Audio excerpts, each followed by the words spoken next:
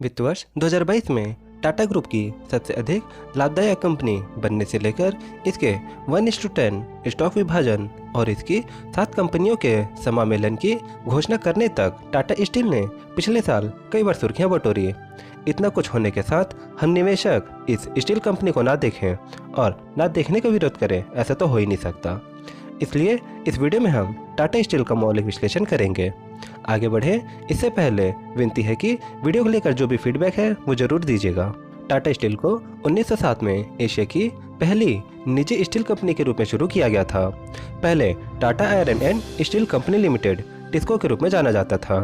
Company ने अपना पहला स्टील प्लांट स्थापित करने के लिए जमशेदपुर को चुना। इससे अंततः भारत के पहले औद्योगिक शहर के रूप में इसका विकास हुआ। आज की स्थिति में टाटा स्टील देश का दूसरा सबसे बड़ा घरेलू इस्पात उत्पादक है और दुनिया के शीर्ष 10 इस्पात उत्पादकों में से एक है। इसने फाइनेंशियल ईयर 2022 में 31.03 मिलियन टन कच्चे स्टील का उत्पादन किया। NatSteel, Corus, Bhushan steel और नीलाचल इस्पात निगम आज तक इसके कुछ प्रमुख अधिग्रहण रहे हैं। प्रबंधन ने कंपनी को व्यवस्थित और अकार्बनिक रूप से विकसित किया जब जब उसे आकर्षक अवसर मिले। स्टील निर्माता की भारत, यूरोप और दक्षिण पूर्व एशिया में प्रमुख परिचालन के साथ 36 से अधिक देशों में उपस्थिति है। टाटा स्टील ऑटोमोटिव और विशेष उत्पाद, औद्योगिक उत्पाद, रिटेल ब्रांडेड उत्पाद, hot rolled steel, metallic coated steel, pre finished steel, alloy steel, profile और कंस्ट्रक्शन सिस्टम और मूल्यवर्धित उत्पादों और सेवाओं का उत्पादन करती है। हालांकि यूरोपीय परिचालन टाटा स्टील के लिए एक प्रमुख दबाव रहा है। इसके भारी नुकसान के पीछे कई कारण हैं, जैसे कोरस का अधिक कीमत पर अधिग्रहण, चीनी कंपनियों के कम लागत वाले स्टील से कड़ी प्रतिस्पर्धा, यूनिट को बेचने में असमर्थता और यूरोपीय सरकारों द्वारा डिकार्बनाइजेशन के प्रयास जैसे कुछ कारण शामिल हैं। कंपनी का विवरण। चीन के बाद भारत दुनिया का दूसरा सबसे बड़ा इस्पात उत्पादक है। वित्त वर्ष 2021 में चीन द्वारा उत्पादित 1033 मिलियन टन की तुलना में देश ने 118 मिलियन टन स्टील का उत्पादन किया। हम यहाँ कह सकते हैं कि भारत वैश्विक स्टील की मांग का लगभग 15% पूरा करता है। वैश्विक स्टील की मांग इस वर्ष 1896 मिलियन टन तक पहुँचने का अनुमान है, या फिर इससे अधिक भी हो सकता है, जो पिछले वर्ष की तुलना में 2.2% अधिक है। मांग की उत्पत्ति की बात करें तो निर्माण, आवासीय और ऑटोमोटिव क्षेत्र स्टील के प्रमुख उपभोक्ता हैं। यह इस्पात उद्योग को चक्रीय बनाता है। आर्थिक उछाल के दौरान इसकी मांग बढ़ जाती है और जब अर्थव्यवस्था सिकुड़ती है तो तेजी में गिरावट आती है। जहां तक उत्पादन लागत की बात है, कोकिंग कोल इस्पात उत्पादन की लागत का 1/3 हिस्सा लेता है। भारतीय कंपनियां कोकिंग कोल के लिए आयात पर निर्भर हैं, मुख्य तौर पर ऑस्ट्रेलिया से। इस प्रकार हाल ही में अंतर्राष्ट्रीय कोकिंग कोयले की कीमत में भारी अस्थिरता के कारण स्टील निर्माताओं ने लगातार मूल्य वृद्धि की। निर्यात के प्रदर्शन के मामले में देश का तैयार स्टील का निर्यात वित्त वर्ष 2022 में 18.3 मिलियन टन के सर्वकालिक उच्च स्तर पर पहुंच गया। यह दुनिया भर में स्टील की बढ़ती कीमतों के कारण था। अन्य कारकों के बीच चीन से आपूर्ति में कमी ने इसे प्रेरित और बढ़ावा दिया। हालांकि सरकार ने घरेलू स्टील की कीमतों को नियंत्रित करने के लिए कई स्टील उत्पादों पर निर्यात शुल्क बढ़ा दिया। इन सभी को एक साथ रखकर देखें तो हम यह निष्कर्ष निकाल सकते हैं कि स्टील धीमी गति से बढ़ने वाले क्षेत्र हैं, लेकिन मौजूदा कारोबारी माहौल गैर चीनी स्टील निर्माताओं के लिए अनुकूल है। स्टील उत्पादकों के लिए बाजार हिस्सेदारी हासिल करने का एक अवसर है, क्योंकि चीनी सरकार डिकार्बनाइजेशन के लिए स्टील कंपनियों पर सख्ती कर रही है। वित्तीय स्थिति में राजस्व और शुद्ध लाभ में वृद्धि। वित्त वर्ष 2022 में स्टील उत्पादकों के लिए एक ब्लॉकबस्टर वर्ष था, क्योंकि स्टील की कीमतें सर्वकालिक उच्च स्तर पर पहुंच गई। अलॉय की बढ़ती कीमतों ने स्टील निर्माताओं को रिकॉर्ड राजस्व और लाभ के आंकड़े जारी करने में मदद की। इस रैली की कई वजहें बताई जा रही हैं, जैसे पेंट अप डिमांड, स्टील की स्टॉकिंग और सप्लाई चेन के मुद्दे ने कंपनियों की मदद की।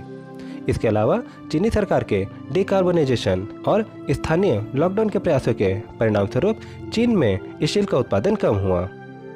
दी गई तालिका पिछले 5 वर्षों के लिए टाटा स्टील की समेकित के साथ साथ स्टैंड अलोन राजस्व और शुद्ध लाभ के आंकड़े प्रस्तुत करती है। जैसा कि हमने कंपनी के अवलोकन में देखा कि इसका यूरोपियन संचालन सही नहीं रहा और हम डेटा से देख सकते हैं कि वित्त वर्ष 2018 और 22 को छोड़कर इसकी सहायक कंपनियों के प्रदर्शन ने कंपनी को पीछे धकेला।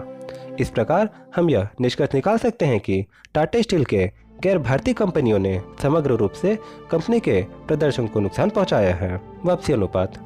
टाटा स्टील की लाभप्रदता में भारी परिवर्तनशीलता पिछले 5 वर्षों के रिटर्न अनुपात में भी स्पष्ट है।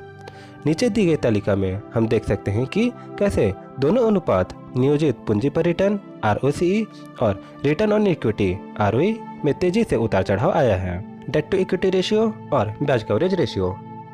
ऐतिहासिक रूप से एक समूह के रूप में टाटा स्टील का डेट टू इक्विटी रेशियो अनुपात उच्च रहा है, लेकिन स्टैंड अलोन ऑपरेशन के लिए यह आंकड़ा क्रमशः फाइनेंशियल ईयर 2022, 21 और 20 में 0.26, 0.34 और 0.53 था। फिर भी वित्त वर्ष 2022 में कंपनी के लिए काफी अच्छा दौर साबित हुआ। बढ़ी हुई कमाई ने कंपनी को स्टैंड अलोन के साथ साथ समेकित आधार पर कर्ज कम करने में मदद की।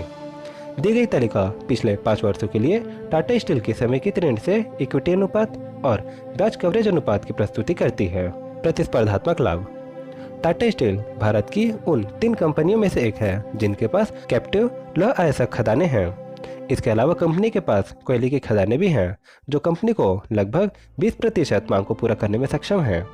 ये कैप्टिव खाने इसे बेहतर लाभ मार्जिन के माध्यम से लागत नेतृत्व के मामले में प्रतिस्पर्धात्मक लाभ देती है। टाटा स्टील की भविष्य की योजनाएं। पहला, स्टील निर्माता ने 12,000 करोड़ रुपए के एक बड़ा कैपेक्स वित्त वर्ष 2022 के लिए निर्धारित किया है। इसमें से भारत में 8,500 करोड़ रुपए का निवेश किया जाएगा और बाकी हिस्सा यूरोपीय परिचालन को बढ़ाने में किया जाएगा। दूसरा, हाल ही में इसने 12,010 करोड़ रुपए खर्च किए जिससे संकटग्रस्त सरकारी स्वामित्व वाली नीलाचल इस्पात निगम लिमिटेड के अधिग्रहण हो सके।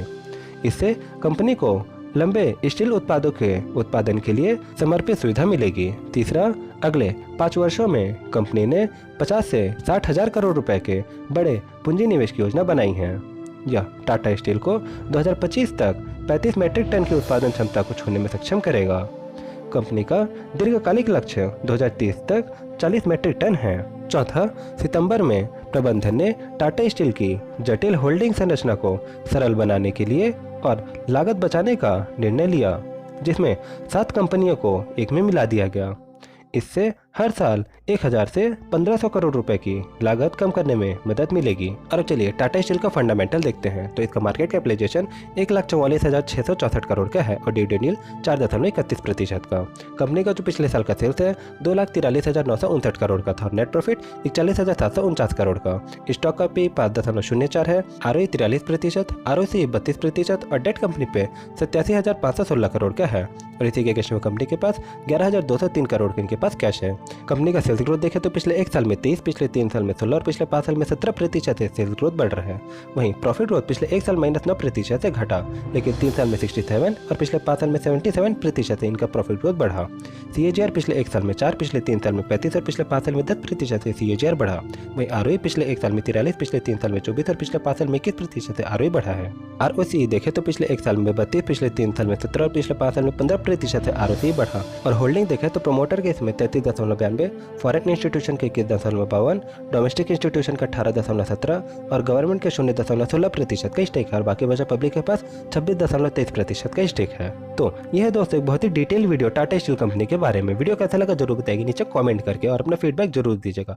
और आपको बता दूं दोस्तों कि जैसे टाटा स्टील का हमने विश्लेषण किया, वैसे ही हमने इसके प्रतिद्वंदी JSW स्टील के बारे में भी बहुत ही डिटेल विश्लेषण किया है, जिसे आप चैनल विजिट करके या फिर एंड स्क्रीन पे जो वीडियो आएगा उसे आप वहां पर से क्लिक करके देख सकते हैं। और उस वीडियो में आपको मालूम पड़ेगा कि स्टील कंपनी के लिए जो मुख्य रॉ मटेरियल है वो कहां से आता है। तो वो वीडियो आप एंड स्क्रीन से या फिर चैनल विजिट करके देख सकते हैं। फिलहाल वीडियो अगर अच्छा लगा तो लाइक करिएगा, अपने दोस्तों के साथ जरूर शेयर करिएगा, जिससे कि उन्हें भी टाटा स्टील कंपनी के बारे में मालूम पड़ सके। और हम मिलते हैं आपसे अगले वीडियो में, तब तक के लिए